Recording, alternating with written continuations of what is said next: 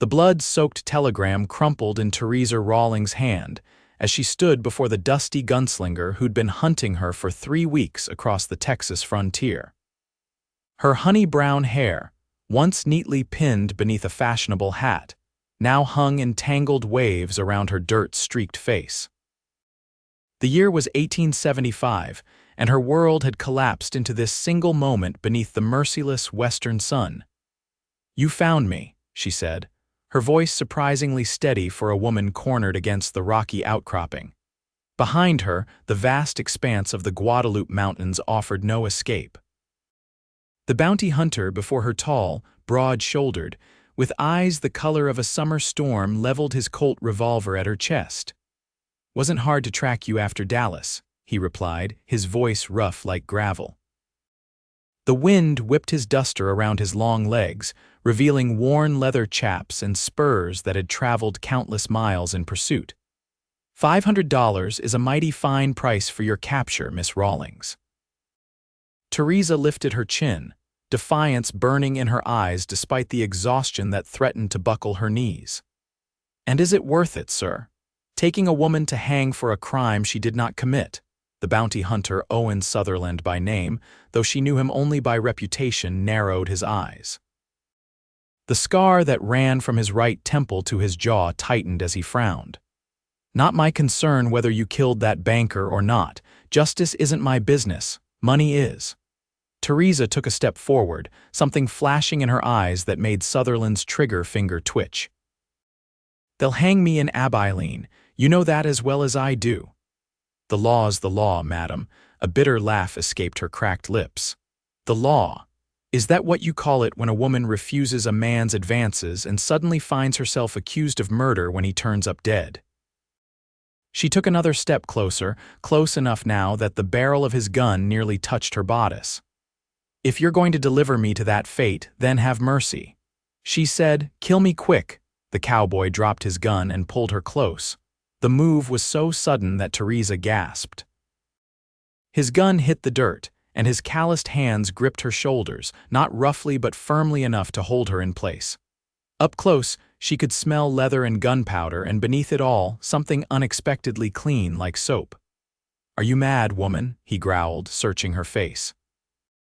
Asking a man to murder you in cold blood, Theresa didn't struggle against his grip. "Is it murder to end suffering before it begins? They'll make a spectacle of me. I've seen hangings, Mr. Sutherland. They're not quick and they're not kind." Something flickered in his eyes, recognition, surprise. "How do you know my name?" "Everyone from here to the Mississippi knows of Owen Sutherland, the bounty hunter who always gets his man, or in this case, his woman." Her voice had gone soft, almost intimate in its nearness. "Your reputation precedes you." He released her abruptly, taking a step back and retrieving his fallen weapon. "As does yours, Miss Rawlings. The schoolteacher turned murderess, quite the tale they're spinning." "Lies," she whispered, the fight suddenly draining from her. "All of it." Archibald Fleming was a monster who wouldn't take no for an answer. When I threatened to expose his behavior toward the young women in town, he promised to ruin me. I never thought, her voice broke. I never thought he'd be killed, and I certainly never thought I'd be blamed for it. Owen holstered his gun, studying her with new intensity. He'd tracked her for weeks, following the trail of a desperate woman fleeing justice. But standing before him was not the cold-blooded killer described in the wanted poster. She was just a woman terrified, exhausted, but with a fierce dignity that made him pause. "You've got 3 minutes to convince me you're innocent," he said finally. "Make them count." Theresa straightened, gathering her remaining strength. Fleming was the wealthiest man in Abilene. He owned the bank, half the businesses, and had the sheriff in his pocket.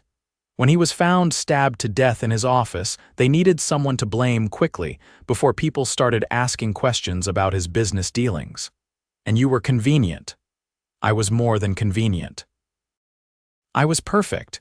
A woman who had publicly rejected him, who had threatened to speak out against him. The night he died, I was at home grading school papers. No witnesses, no alibi. She reached into her pocket and pulled out the crumpled telegram.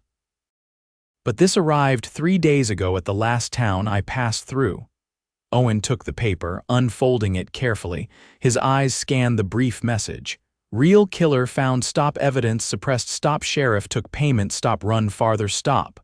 Who sent this? Sarah Jenkins. She cleans at the sheriff's office. She risked everything to warn me. Owen's jaw tightened as he refolded the telegram. This doesn't prove anything. No, but it confirms what I already knew. I'm being hunted not for justice, but for convenience.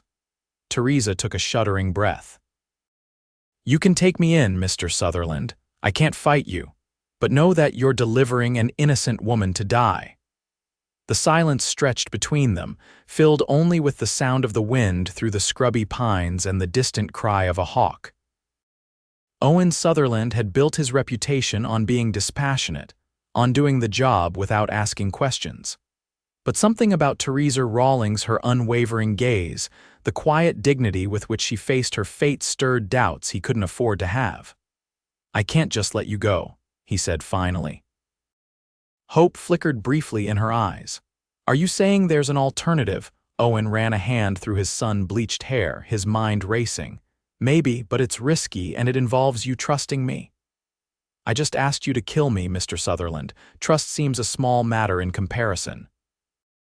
A reluctant smile tugged at the corner of his mouth. Fair point. He glanced at the sky, noting the position of the sun. We need to move. There's a town about 15 miles west, Silver Creek. Small place, but there's a telegraph office. You're going to verify my story. I'm going to try. I know someone in Abilene who might be willing to ask some questions. If what you're saying is true, there might be a way to clear your name without you swinging from a rope. For the first time since he'd cornered her, real hope dawned on Theresa's face. Why would you help me? Your bounty. I've never delivered an innocent person to hang, and I don't intend to start now.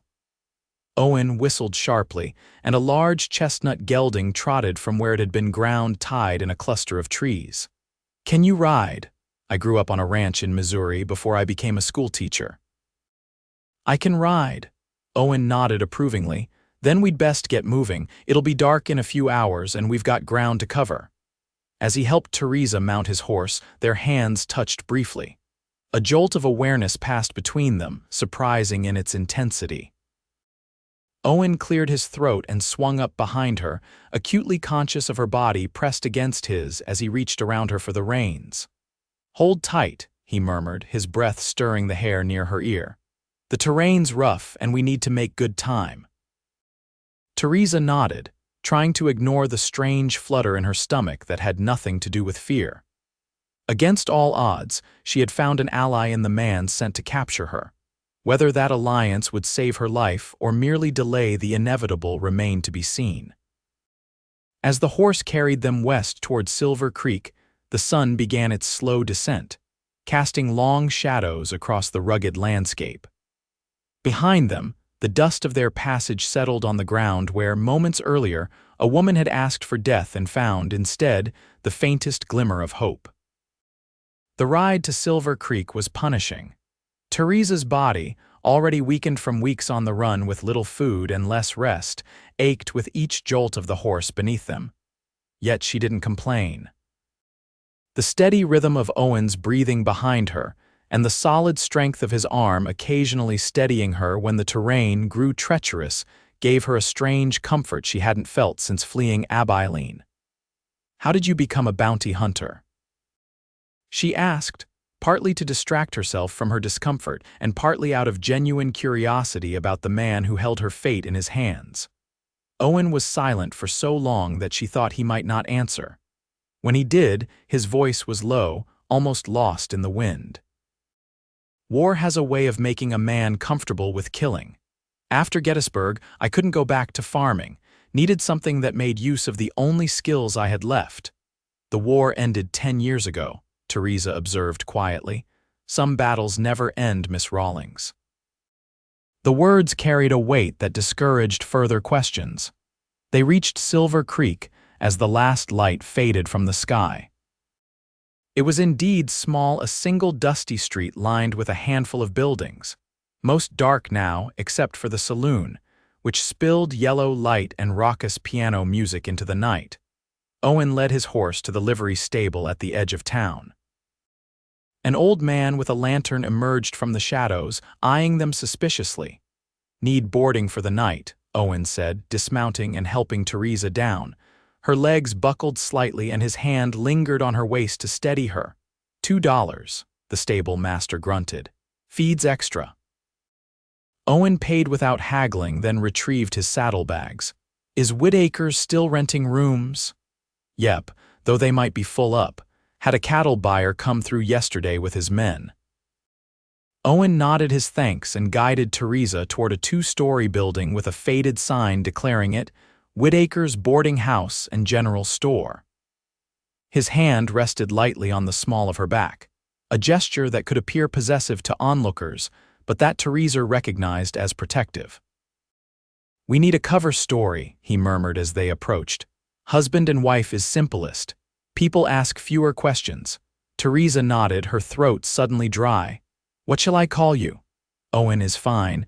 Most know me by reputation, only not sight. Out here, I'm just another dusty traveler." The proprietress of Whitaker's was a stout woman with shrewd eyes that took in Theresa's disheveled appearance with poorly concealed judgment. "One room left," she announced after Owen inquired.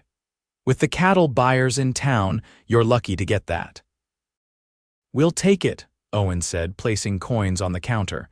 "And we'd appreciate some hot water if possible. My wife's been ill on the journey." The woman's expression softened slightly at this explanation for Theresa's condition. "I'll have my boy bring up a tub, costs extra." "That's fine." "And could you direct me to the telegraph office? I need to send an urgent message tonight." "Closed till morning," the woman replied. "Operator doubles as the barber, and he's likely 3 sheets to the wind by now at the saloon." Owen's jaw tightened, but he nodded. "First thing tomorrow, then." "Thank you, madam." Their room was small but clean, with a narrow bed, a washstand, and a single chair. Theresa stood awkwardly just inside the door as Owen lit the lamp and set down their bags. "I'll sleep on the floor," he said, answering her unspoken concern. "Once the water comes, you should bathe and rest. Tomorrow will be a long day." True to the proprietress's word, a young boy soon arrived with a copper tub and was followed by 2 more trips of hot water. When they were finally alone, Owen made a show of checking his weapons before moving toward the door. "Where are you going?" Theresa asked, suddenly alarmed at the thought of being left alone. "To get us some food, and to ask some discreet questions about who else might be passing through." "Lock the door behind me. I'll knock 3 times when I return." After he left, Theresa sank onto the bed, the enormity of her situation crashing over her like a wave. She had gone from certain death to cautious hope in the span of hours, all because a bounty hunter had chosen to listen instead of shoot. It seemed impossible, yet here she was. The bath, when she finally undressed and sank into it, was heaven. She washed away weeks of dust and fear, scrubbing until her skin was pink and her hair squeaked with cleanliness. By the time Owen's distinctive knock came at the door, she had dressed in her cleanest remaining clothes and was combing the tangles from her damp hair. He entered with a tray of food and a bottle tucked under his arm.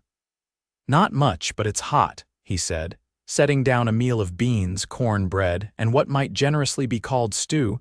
They ate in companionable silence, hunger making the simple fare taste like a feast.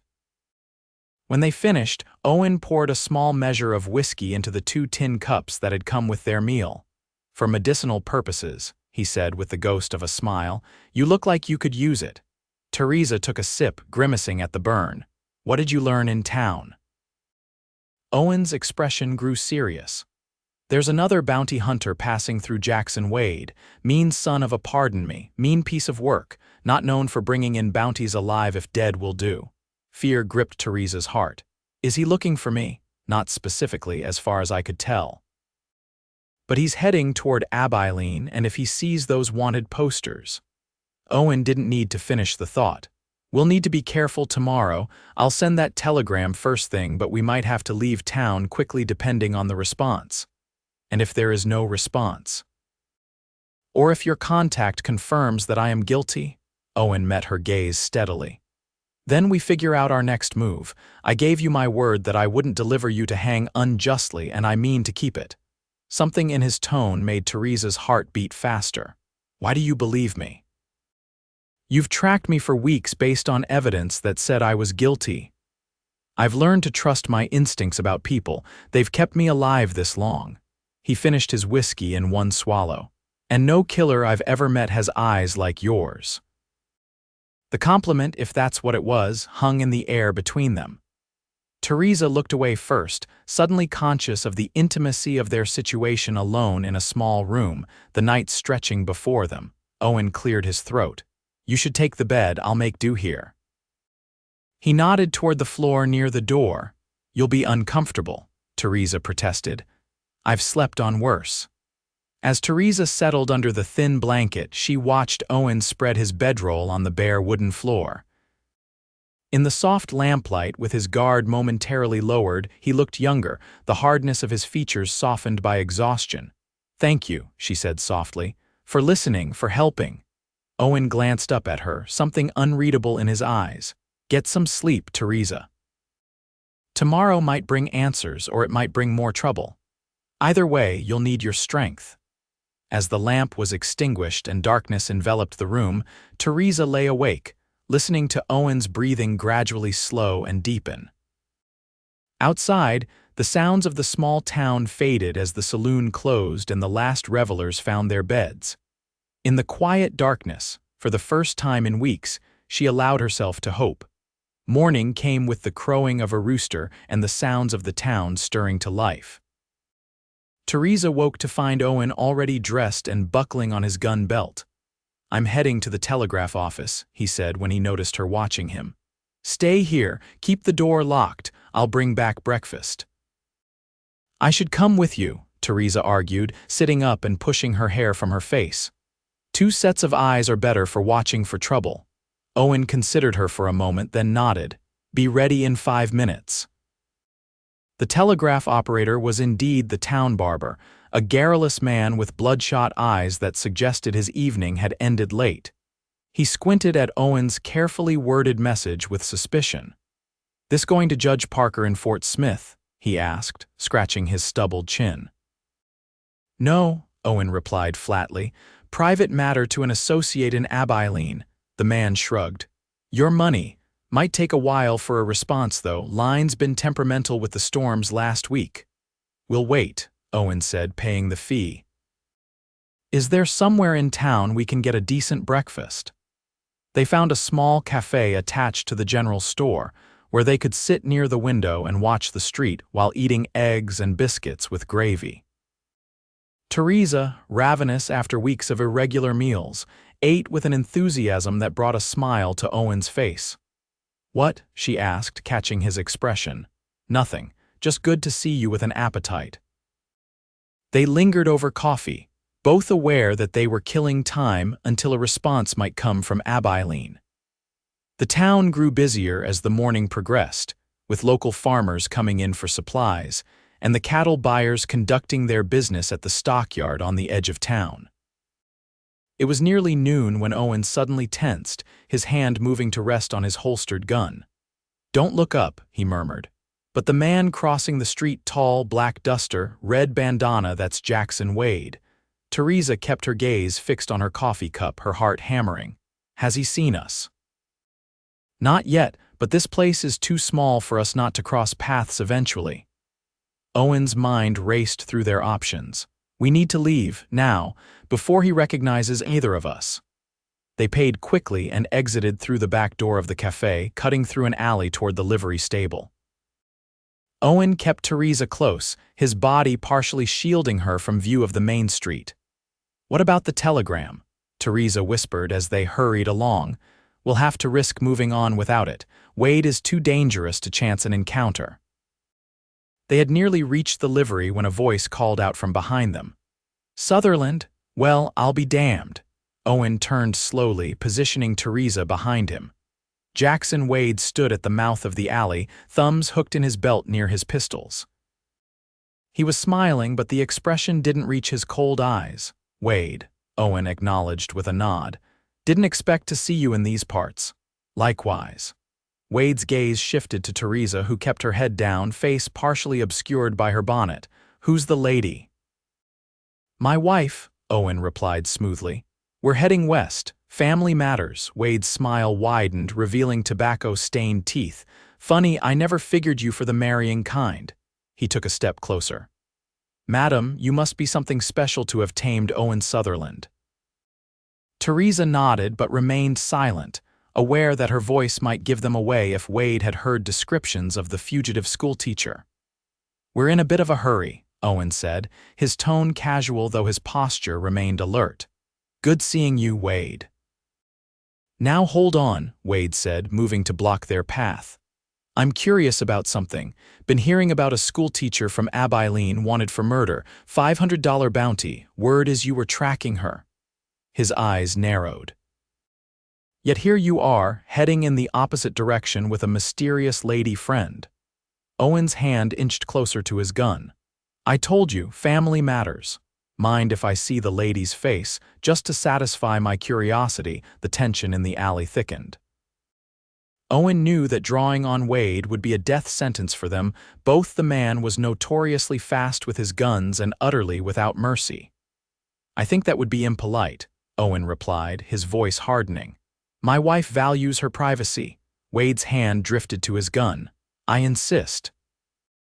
Just then, a voice called from the street. "Mr. Sutherland, telegram for you, sir." The telegraph operator stood at the entrance to the alley, waving a yellow paper. Wade hesitated, momentarily distracted, and Owen seized the opportunity. "Thank you," he called to the operator. "We'll be right there." To Wade, he said, "Excuse us, important business." Wade didn't move. "This doesn't feel right, Sutherland, and I trust my gut." "Trust it elsewhere," Owen suggested, his patience wearing thin. "This is a private matter." For a tense moment, it seemed Wade might draw. Then, with deliberate slowness, he stepped aside. "I'll be watching," he warned. "Something's not adding up." Owen guided Theresa past Wade, keeping himself between them. They approached the telegraph operator, who handed over the message with a curious look at the obvious tension. "Much obliged," Owen said, pressing a coin into the man's hand. "Is there a back way to the livery from here?" The operator pointed down a side street. "First right, then behind the feed store." Owen waited until they were out of Wade's earshot before unfolding the telegram. Theresa watched his face as he read, searching for any sign of what it contained. "Well," she asked, unable to bear the suspense. Owen's expression was grim.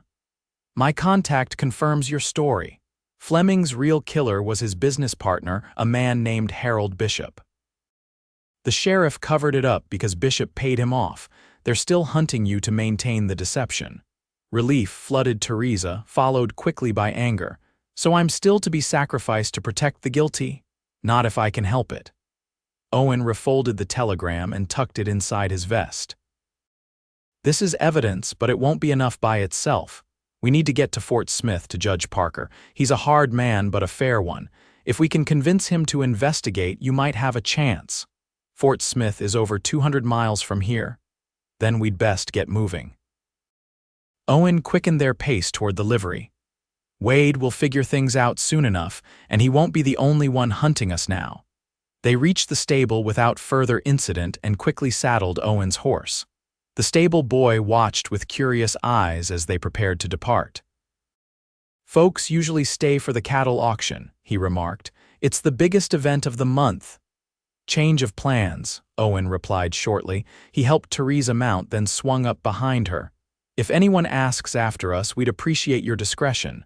The boy grinned. "For another $1, I never saw you." Owen flipped him a coin, and they rode out of town by the back road, avoiding the main street where Wade might be watching. Once clear of the buildings, Owen urged his horse into a ground-eating lope toward the east. "Won't Wade follow us?" Theresa asked, her body tense against his. "Eventually. But I've got a few tricks that might buy us time." Owen guided the horse off the trail into a rocky stream bed where their tracks would be harder to follow. "The important thing is to put distance between us and Silver Creek before nightfall." They rode hard through the afternoon, stopping only briefly to rest the horse and drink from their canteens. As the sun began to sink toward the horizon, Owen guided them into a dense stand of trees near a small creek. "We'll camp here," he decided. "The horse needs rest, and so do you." Theresa didn't argue. Her body ached from the long ride, and despite the danger, exhaustion was taking its toll.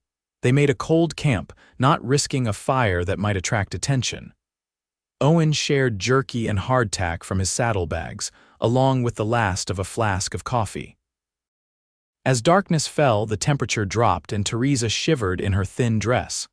Without comment, Owen removed his duster and wrapped it around her shoulders. The warmth of the garment, carrying his scent, enveloped her like an embrace. "Thank you," she said softly, "for everything. You've risked so much to help me." Owen shrugged, uncomfortable with her gratitude. "It's the right thing to do." "No," Theresa insisted.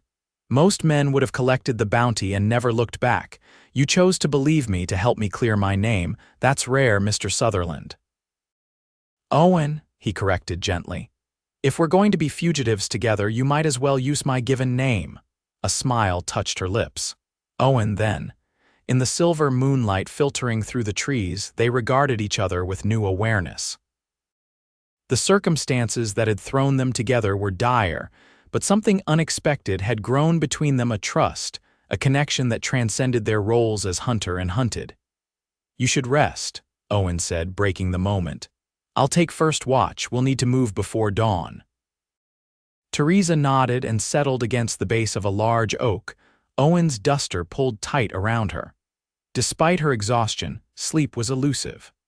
Her mind raced with thoughts of what lay ahead: the long journey to Fort Smith, the uncertain reception they would find there, the danger that pursued them.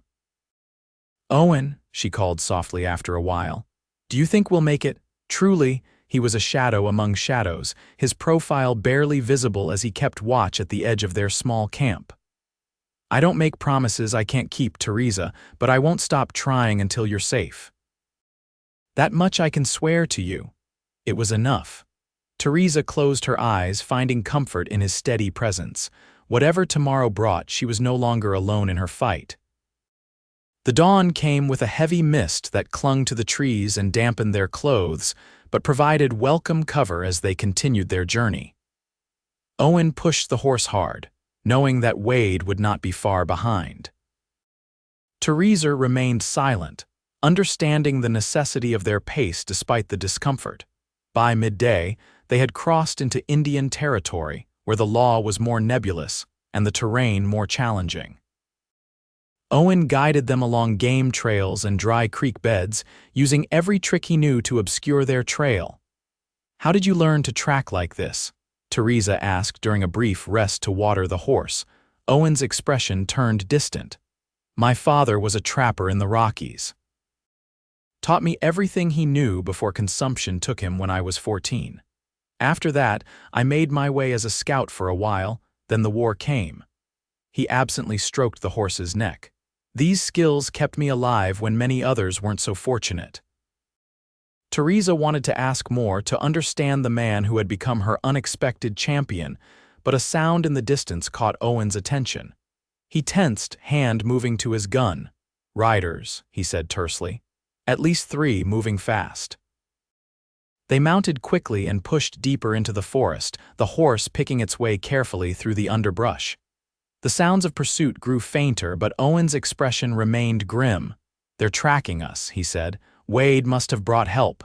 Theresa's heart sank. "What can we do?" Owen considered their options. The horse was tiring, unable to maintain their pace much longer without rest. They needed a place to make a stand or a way to throw off their pursuers decisively. "There's a trading post about 10 miles east," he decided. "Run by a Choctaw man I've done business with before. If we can reach it, he might help us." They rode hard, pushing the limits of their mount's endurance. The forest gradually thinned, giving way to rolling prairie dotted with stands of oak and hickory. In the distance, a thin column of smoke marked their destination. The trading post was a low log structure with a corral for horses and several outbuildings. As they approached, an elderly Native American man emerged from the main building, a shotgun held casually but ready in his gnarled hands. "Sutherland," he acknowledged with a nod. "Been some years. Too many, Joseph." Owen dismounted, helping Theresa down. "We're in trouble and need your help." Joseph's dark eyes assessed Theresa, then returned to Owen. "Woman trouble always the worst kind." Despite their dire situation, Theresa couldn't help a small smile at the old man's perception. "Not that kind of trouble," Owen clarified. "She's been falsely accused of murder. There are men tracking us bounty hunters who won't ask questions before shooting." Joseph considered this, then nodded toward the largest outbuilding. "Take your horse there. Come inside when done. We talk." Inside the trading post, Joseph's wife, a white woman named Mary with kind eyes and gray-streaked hair, provided them with hot food and coffee. As they ate, Owen explained their situation, including the telegram that confirmed Theresa's innocence. Joseph listened without interruption, occasionally nodding. When Owen finished, the old man rose and peered out the window toward the road they had traveled. "Dust," he observed. "Your hunters come." Owen's hand moved to his gun, but Joseph shook his head. "No fight here, bad for business." He turned to his wife. "Mary, the cellar." Mary nodded and moved a rug aside, revealing a trapdoor. "It's not comfortable, but it's well hidden. We use it for storing furs in summer." "And for hiding runaway slaves once upon a time," Joseph added. "Now for you." Owen hesitated. "I won't bring trouble to your door, Joseph." The old man's weathered face creased in a rare smile. "Trouble already here, Sutherland. Now we deal with it." He gestured to the open trapdoor. "Go." "Be silent. Leave the rest to us." There was no time to argue. Owen helped Theresa down the narrow ladder into the earthen cellar, then followed. Mary closed the trapdoor above them and replaced the rug, plunging them into darkness broken only by thin slivers of light between the floorboards. The space was cramped, forcing them to sit close together against one wall. Above, they could hear Joseph returning to his chair by the fire and Mary busying herself with household tasks, their movements deliberately casual. "Will they help us?" Theresa whispered, her breath warm against Owen's ear in the darkness. "Joseph owes me a life debt," Owen replied softly. "I saved his grandson during a raid years back. He won't betray us." They fell silent as the sound of approaching horses reached them. Boots thumped on the porch, followed by the creak of the trading post door opening. "Afternoon," Joseph's voice came from above. "What can I trade you? Information," came Jackson Wade's unmistakable drawl. "Looking for a man and woman, might have passed this way." "Man's tall, carries a Remington, scar on his face. Woman's pretty brown hair, wanted for murder in Abilene." "Many travelers pass," Joseph replied noncommittally. "Not my business to remember them all." "It'd be worth $5 to jog your memory," Wade suggested. "Memory still bad at $5, Joseph countered. "Coffee, whiskey, have good tobacco from the East." A thump suggested Wade had struck something in frustration. "Listen, old man, these people are dangerous. The woman's a killer and the man's gone rogue. Harboring them would be a mistake." In the cellar, Owen's hand found Theresa's in the darkness, squeezing gently in reassurance. "No strangers here," Joseph maintained. "Just me, my wife. You can look if you want. Then buy something or move on." The floorboards creaked overhead as Wade and his companions moved around the trading post. Dust filtered down through the cracks, and Theresa pressed her free hand over her mouth to stifle a cough. "What's in the back?" Wade demanded. "Storeroom, nothing but furs and supplies." More footsteps, then the sound of a door opening and closing. The tension in the cellar was thick enough to cut with a knife as Wade and his men searched the trading post. And that building out back, smokehouse. Nothing in there but meat curing. The conversation continued, Joseph steadfast in his denials despite Wade's increasing aggression. Finally, after what seemed like hours but was likely only 20 minutes, the bounty hunters gave up. "If you see them, there's a reward," Wade said as they prepared to leave. "500 for the woman, dead or alive." "Old man has no need for blood money," Joseph replied coldly. "Good day to you." The door closed and horses' hooves faded into the distance. Still, Owen and Theresa remained motionless in their hiding place, waiting for Joseph's all clear. Finally, the trapdoor opened, revealing Mary's concerned face. They've gone, but they weren't happy about it. Joseph thinks they'll camp nearby, watching the roads. They climbed out, muscles stiff from the confinement. Joseph sat by the fire, calmly smoking a pipe as if harboring fugitives was an everyday occurrence. "You need new plan," he stated simply. "They watch roads to Fort Smith now." Owen nodded, rubbing his jaw thoughtfully. "Is Nathan still running boats up the Arkansas River?" Joseph's eyes brightened with understanding. "Yes, his son too. They take furs to Fort Smith twice a month." He glanced at the calendar on the wall. "Next boat leaves tomorrow from Bend in River, 5 miles south. Can you get word to him? Ask if he'll take passengers for right price." Nathan likes money more than questions.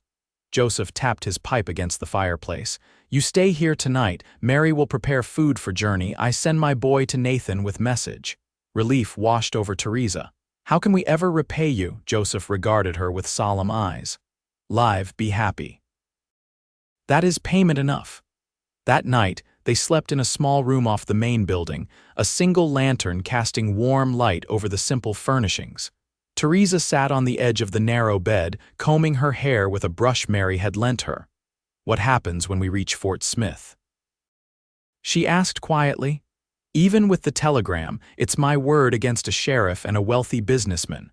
Owen leaned against the wall, watching her with an intensity that made her pulse quicken. "Judge Parker is called the hanging judge, but he's also known for his thoroughness. If we can convince him to investigate, to send federal marshals to question your friend Sarah and others in Abilene, there's a chance. And if we can't," Owen crossed the room and knelt before her, taking her hands in his, "then we keep running. Mexico, Canada, wherever we need to go to keep you safe." Theresa's eyes widened. You would continue to risk your life for me even if we fail in Fort Smith." "I made my choice when I believed you instead of shooting you," Owen said simply. "I'm not turning back now." The air between them charged with unspoken emotion. Theresa's gaze dropped to their joined hands, then back to his face. In the soft lantern light, the hardness that had defined him when they first met had softened, revealing the man beneath the bounty hunter's facade. "Why?" she whispered. "You barely know me." Owen's thumb traced circles on the back of her hand. "I know enough. I know you're brave and determined. I know you face death with dignity. I know your eyes light up when you talk about teaching." He paused, a vulnerability in his expression she hadn't seen before. "And I know that in just a few days, you've made me question everything about the life I've been living." Theresa's heart hammered in her chest. Owen, the distance between them vanished as he leaned forward, his lips finding hers in a kiss that started gentle but quickly deepened with hunger and need. Theresa's hands slid up to his shoulders, then into his hair, drawing him closer. When they finally broke apart, both breathing heavily, Owen rested his forehead against hers. "I should apologize," he murmured. "Don't you dare," Theresa replied, a smile in her voice. "That's the first thing that's made sense in weeks." Owen chuckled, the sound warming her from within. "We should rest. Tomorrow will be another long day." As they settled onto the narrow bed, Theresa curled against Owen's side, his arm a protective band around her waist. For the first time since fleeing Abilene, she felt truly safe. Whatever challenges awaited them in Fort Smith, and beyond, they would face them together. Dawn broke with a gentle rain that shrouded the trading post in mist. Joseph's son had returned in the night with confirmation that Nathan would transport them upriver for a price Owen was willing to pay. They ate a hearty breakfast provided by Mary, then prepared to depart while the bounty hunters were still watching the roads. "You take this," Joseph said, presenting Owen with a rifle. "Good for hunting, better for protection." "I can't take your weapon," Owen protested. Joseph shook his head. "Not mine. Belonged to man who tried to cheat me last year, now it's yours." He handed Theresa a small bundle. "Clothes, food, medicine, river journey not always easy." They said their goodbyes with the solemn understanding that they might never meet again. Joseph's son, a young man of about 16, would guide them through the forest to the river bend where Nathan waited. The journey was slow and cautious, avoiding open ground where they might be spotted. By midday, they reached the Arkansas River, its brown waters swollen from recent rains. A flat-bottomed riverboat was moored to a crude dock, stacked with bundled furs and supplies. Nathan, a burly man with a salt and pepper beard, greeted them with businesslike efficiency. $50 gets you to Fort Smith. No questions asked, no answers given if anyone comes looking. Owen paid without haggling, and they boarded the boat. It was simple but sturdy, with a small cabin that would provide shelter during the journey. Joseph's son bid them farewell and disappeared back into the forest as Nathan and his crew, two silent men who appeared to be his sons, prepared to cast off. The boat moved slowly against the current, powered by long poles and occasionally a small sail when the wind was favorable. Theresa stood at the rail, watching the shoreline slip past, while Owen conferred with Nathan about their route and expected arrival time. 3 days if the weather holds, Nathan informed him. 4 if it doesn't, we'll stop at night, too dangerous to navigate the river in darkness. That evening, as they made camp on a small island in the middle of the river, Theresa sat beside Owen near the fire, their shoulders touching. The riverboat crew kept to themselves, respecting the privacy of their passengers. You ever think about what comes after? Theresa asked, her voice soft in the gathering darkness. After Fort Smith, after my name is cleared if it can be cleared. Owen was silent for a long moment, watching the flames dance. I haven't thought much beyond keeping you alive, he admitted. This life I've built tracking, hunting, it doesn't leave much room for afters. Perhaps it's time it did, Theresa suggested, her hand finding his. You said I made you question everything about your life. What did you mean by that? Owen turned to face her, the firelight casting shadows across his features. I've spent 10 years chasing bounties, delivering men to justice or the grave, never questioned whether they deserved their fate, never stayed around long enough to care. Then you asked me to kill you and something broke inside me. He squeezed her hand. You made me remember what it feels like to protect instead of hunt, to care about something more than the next reward. Theresa's free hand came up to touch his face, tracing the scar that ran along his jaw. And what will you do with that remembering?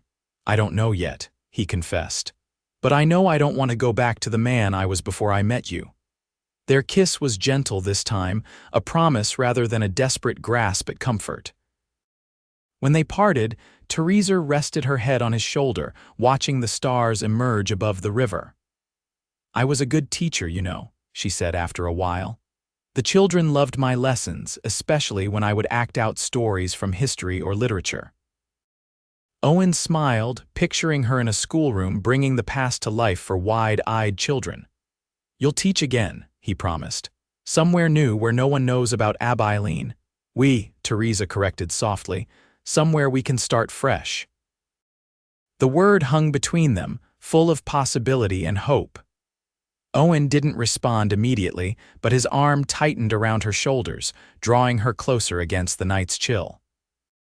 Their journey upriver continued for 3 more days, each mile bringing them closer to Fort Smith and the reckoning that awaited them there. The weather held, allowing steady progress, and there was no sign of pursuit on the river. On the final evening, with Fort Smith less than half a day's journey ahead, Nathan approached them as they sat together on deck. There's word from downriver, he said without preamble. Bounty hunters asking about a man and woman traveling by boat. Description matches you too. Owen tensed. Wade, Nathan nodded. Man answering that name was at Miller's Landing yesterday, offering good money for information. How far behind us are they? Theresa asked, fear edging her voice. Half a day, maybe less if they push hard through the night. Nathan scratched his beard thoughtfully. We'll reach Fort Smith by midday tomorrow. They'd be right behind you. Owen considered their options. Reaching Fort Smith first would give them a chance to speak with Judge Parker, but if Wade arrived on their heels, things could get complicated quickly. "Can you get us closer tonight?" he asked. "Not all the way to Fort Smith, but near enough that we could walk in by morning," Nathan frowned. "Risky in the dark, but there's a landing about 3 hours upstream, Army Supply Depot. From there, it's maybe 5 miles to Fort Smith on foot." "We'll take it," Owen decided, glancing at Theresa for confirmation. She nodded, determination replacing fear in her eyes. They traveled by moonlight, the riverboat moving slowly and carefully through the darkness. Nathan's sons stood at the bow with lanterns, watching for snags or sandbars that could strand them. Just after midnight, they reached the Army Depot, a small dock with a cluster of warehouses set back from the shore. "This is as far as we go," Nathan announced. "The road to Fort Smith is clear from here. Follow it north and east. You should reach town by dawn if you keep a steady pace." Owen paid him the agreed amount plus extra for the night journey. "Thank you. If anyone asks, never saw you," Nathan finished with a wink. "Good luck to you both." The night was cool and clear, a 3/4 moon providing enough light to see the road. Owen and Theresa set out at a brisk walk, alert for any sign of danger. The rifle Joseph had given them was slung across Owen's back, while his revolver remained holstered at his hip. "Almost there," Owen said encouragingly as they crested a hill. In the distance, the first hint of dawn lightened the eastern sky. "A few more hours and we'll be in Fort Smith." Theresa's face was drawn with fatigue, but her steps remained steady. "And then we face Judge Parker and hope he believes us." "He will," Owen assured her, though doubt nagged at him. The telegram was their strongest evidence, but would it be enough to convince the judge to investigate further? They had been walking for nearly 3 hours when the sound of horses reached them from behind. Owen pulled Theresa off the road into a stand of trees, his hand going to his gun. "Riders," he whispered. "Could be Wade." They crouched in the underbrush, watching as 4 horsemen approached at a gallop. In the pre-dawn light, it was difficult to make out faces, but Owen recognized Wade's distinctive black duster. "It's them," he confirmed grimly. "They must have ridden through the night." The bounty hunters thundered past their hiding place, clearly intent on reaching Fort Smith ahead of their quarry. When the sound of hooves faded, Owen helped Theresa to her feet. "They're going to warn the authorities," Theresa realized. "They'll tell them we're coming." Owen's mind raced. "We need to change our approach. They'll be watching the main road into town." He studied the landscape, noting the river's course and the scattered farms in the distance. "We'll cut across country, come in from the west instead of the south. It'll take longer, but we might avoid their welcome party." The detour added miles to their journey, forcing them to ford a small creek and navigate through unfamiliar terrain. By the time the buildings of Fort Smith came into view, the sun was well above the horizon, and both were exhausted. They paused on a ridge overlooking the town, catching their breath and assessing the situation. Fort Smith in 1875 was a bustling frontier outpost, with the military garrison on one side and the civilian town on the other. The federal courthouse where Judge Parker presided stood near the center, its imposing facade visible even from a distance. "Wade and his men will be watching the courthouse," Owen reasoned. "We need to find another way to reach the judge." Theresa brushed dirt from her skirt, straightening her appearance as best she could. "What about his home? Would he be there? Possibly this early in the day." Owen considered the idea. "It's worth trying, less likely to be watched at least." They skirted the town's main streets, keeping to alleys and side roads. Owen stopped a young boy, slipping him a coin to direct them to Judge Parker's residence. The house, when they reached it, was a substantial 2-story structure set back from the street behind a neat garden. "Wait here," Owen instructed, positioning Theresa in the shadow of a large elm tree. "Let me approach first, make sure it's safe." He had taken only 3 steps toward the gate when a voice called from behind them. "That's far enough, Sutherland." They turned to find Jackson Wade and 2 of his men blocking the street, guns drawn. Wade's face was twisted in a triumphant smile. "Knew you'd try something clever," he said, advancing slowly. "So I covered all the possibilities. Judge's house was my second guess." Owen moved protectively in front of Theresa, his hand hovering near his gun. "This isn't what you think, Wade. The woman is innocent. I have proof." Wade laughed. "Sure you do. And I'm sure that $500 bounty has nothing to do with why you're helping her." His eyes narrowed. "Or maybe it's something else. She must be quite something in private to turn the great Owen Sutherland into a love-struck fool." Anger flashed in Owen's eyes, but Theresa placed a restraining hand on his arm. "Please," she called to Wade, "just let us speak to Judge Parker. If he doesn't believe us, I'll go with you willingly." "Not how this works, sweetheart," Wade replied.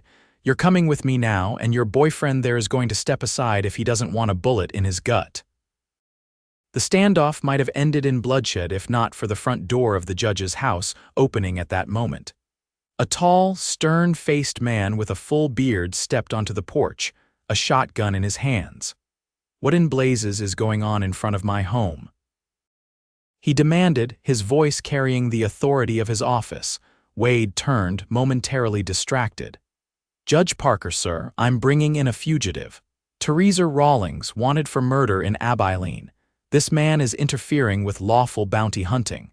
Judge Parker's sharp eyes assessed the situation. "Bounty hunting stops at my gate, Mr. Wade. This is still a civilized territory." He gestured with the shotgun. "All of you inside. Now, we'll sort this out properly." Wade hesitated, clearly reluctant to relinquish control of his quarry. "Sir, I have a valid warrant, and I have a federal courthouse," Parker interrupted. "Where matters of justice are decided, inside all of you, that's not a request." The judge's study was a wood-paneled room lined with law books and maps. He seated himself behind a massive desk, the shotgun now propped within easy reach against the wall. Wade and his men stood to one side while Owen and Theresa faced the judge. "Now," Parker said, steepling his fingers. "One at a time, Miss Rawlings, you are indeed wanted for the murder of Archibald Fleming in Abilene, correct?" "Yes, Your Honor," Theresa replied, her voice steady despite her exhaustion. "But I am innocent of that crime." Parker's expression remained impassive.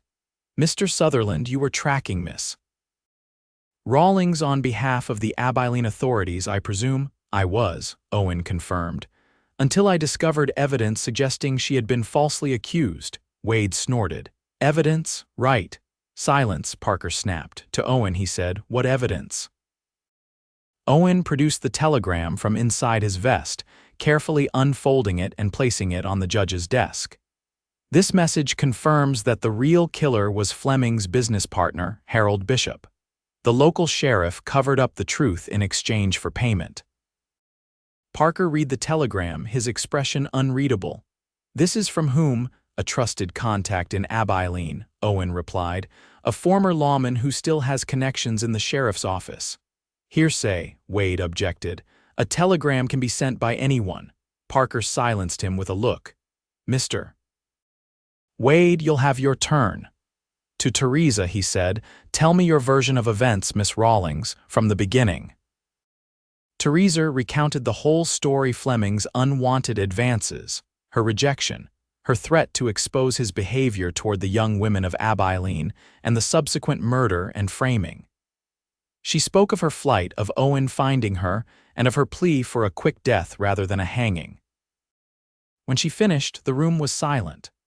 Parker studied her face for a long moment, then turned to Wade.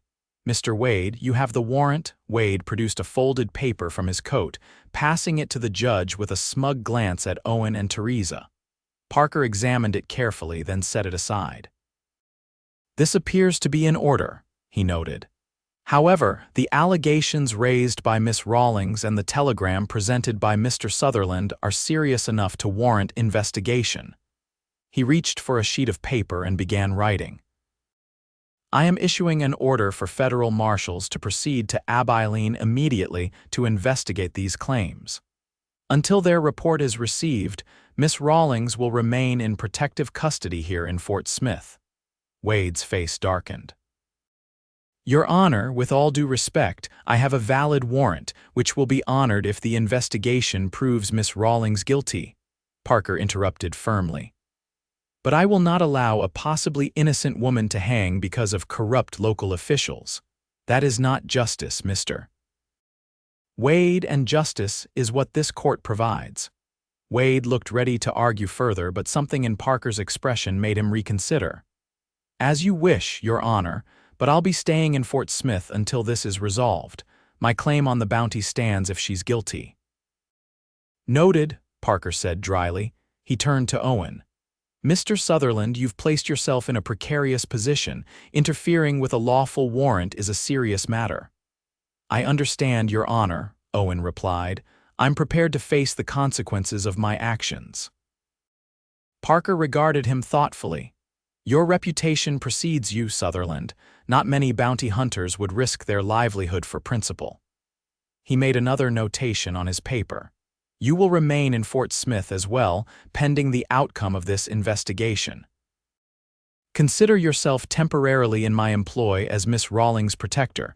Wade has associates who might not respect my ruling as he has. Relief washed over Owen's face. Thank you, Your Honor. Don't thank me yet, Parker warned. If the investigation proves you've been deceived, you'll face charges alongside Miss Rawlings. With that, the meeting concluded.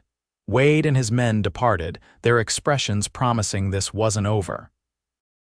Parker arranged for Theresa to be housed with his court clerk's family, under guard, while Owen took a room at a nearby boarding house. Be at the courthouse tomorrow morning, Parker instructed as they prepared to leave. The marshals will depart for Abilene by noon, and I want full statements from both of you before they go. That evening, Owen was permitted a brief supervised visit with Theresa at the clerk's home. They sat in the parlor, a deputy discreetly positioned near the door. Are you comfortable?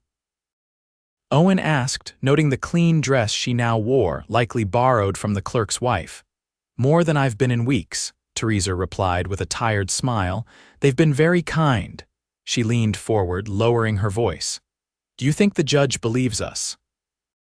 I think he's willing to consider the possibility, which is more than most would do. Owen glanced at the deputy, then back to Theresa. Parker's reputation for fairness is well earned. If there's evidence to be found in Abilene, his marshals will find it. And if there isn't? The fear she had suppressed in Parker's study now showed in her eyes. Owen reached across the space between them, taking her hand. Then we'll face that together. But I believe in you, Theresa. I believe in us. The deputy cleared his throat, signaling that the visit was ending. Owen stood reluctantly, holding Theresa's gaze. Tomorrow, he promised, we'll see this through together. The next 2 weeks passed in a strange limbo. Theresa remained under house arrest at the clerk's home, while Owen divided his time between the courthouse, where he provided detailed statements to Judge Parker, and the boarding house. Wade and his men lingered in town, watching and waiting for the marshal's return. Finally, word came that the federal marshals were returning from Abilene. Judge Parker summoned everyone to his courtroom for what would be the decisive moment in Theresa's fate. The courtroom was tense as Parker took his seat on the bench. Theresa sat at a table with Owen beside her, while Wade and his men occupied seats near the back. The lead marshal, a weathered man named Hollister, stood before the judge. Report, Marshal, Parker ordered. Hollister nodded. Your Honor, our investigation in Abilene has uncovered substantial evidence supporting Miss Rawlings' claims. We located the cleaning woman, Sarah Jenkins, who confirmed receiving information about the real killer and sending the warning telegram. More importantly, we found financial records in Sheriff Dawson's home showing a payment of $1,000 from Harold Bishop the day after Fleming's murder. A murmur ran through the courtroom. Theresa's hand found Owen's beneath the table, squeezing tightly. When confronted with this evidence, Hollister continued, Bishop confessed to the murder. He claimed Fleming was embezzling from their shared business and threatening to frame him. The confrontation turned violent and Bishop stabbed Fleming with a letter opener. Sheriff Dawson agreed to cover up the crime in exchange for payment, and they selected Miss Rawlings as a convenient scapegoat due to her public disagreements with Fleming. Judge Parker's face was thunderous. "And Sheriff Dawson, Bishop, both in custody, Your Honor. They're being transported to Fort Smith for federal charges of conspiracy and obstruction of justice." Parker nodded, then turned to Theresa. "Miss Rawlings, please rise." Theresa stood, her legs trembling slightly. Owen rose beside her, his presence a steady anchor. "In light of the evidence presented, this court finds that the warrant for your arrest was obtained through fraudulent means and is therefore invalid. You are cleared of all charges related to the death of Archibald Fleming." Parker struck his gavel once, the sound ringing through the courtroom. "You are free to go, Miss Rawlings, with the court's apologies for your ordeal." Tears of relief filled Theresa's eyes. "Thank you, Your Honor." Parker nodded, then turned to Wade. "Mr. Wade, your pursuit of Miss Rawlings ends here. The bounty is nullified." Wade's expression was sour, but he nodded curtly. "Understood, Your Honor." "This court is adjourned," Parker declared, striking his gavel again. As the courtroom emptied, Owen led Theresa outside into the bright sunshine of a new day. For the first time in months, she could stand in the open without fear, breathe freely without looking over her shoulder. "It's over," she whispered, hardly daring to believe it. "Truly over." Owen smiled, the expression transforming his scarred face. "Told you Parker was a fair man." "What happens now?" Theresa asked, turning to face him fully. "You've fulfilled your promise. I'm free, my name cleared, you could return to your life." Owen took both her hands in his. "I meant what I said before. I don't want to go back to the man I was." He hesitated, uncharacteristically uncertain. Unless you'd prefer to make your fresh start alone." Theresa's answer was to rise on tiptoe and kiss him, heedless of the passers-by on the Fort Smith Street. When they parted, both were breathless. "Is that clear enough?" she asked, her eyes sparkling. Owen laughed, a free, joyous sound that seemed to shed the last vestiges of the hard-edged bounty hunter who had tracked her across Texas. "Crystal clear, Miss Rawlings." "Where shall we go?" Theresa asked as they walked hand in hand down the street. "West to California, north to the territories." "I heard Oregon's nice," Owen suggested. "Plenty of growing towns that could use a good teacher, and maybe a reformed bounty hunter who knows a thing or two about keeping the peace." Theresa smiled, imagining the possibilities. "Oregon it is, then." 3 months later, the small town of Willow Creek, Oregon, welcomed its newest residents. Owen and Theresa Sutherland, recently married in a quiet ceremony in Denver during their journey west. The town council was delighted to hire a qualified teacher for their growing school, and Owen found purpose as a deputy to the aging town marshal. Their small house on the edge of town became a home, filled with books that Theresa used for her lessons and the occasional student who needed extra help.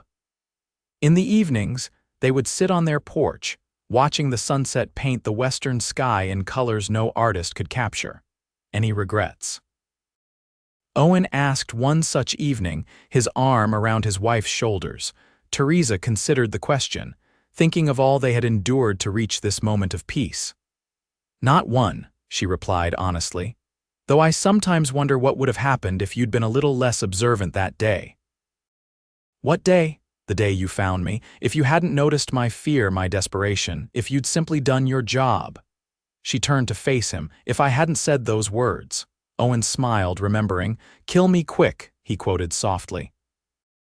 "And the cowboy dropped his gun and pulled her close," Theresa finished, leaning into his embrace. "Best decision I ever made," Owen murmured against her hair. "Though I'm glad I didn't grant your first request." Theresa laughed, the sound carrying across their small garden where spring flowers were beginning to bloom new life, new beginnings. "So am I, my love, so am I." In the distance, the school bell rang, signaling the end of another day in a life neither of them could have imagined when fate first brought them together on that dusty Texas plain.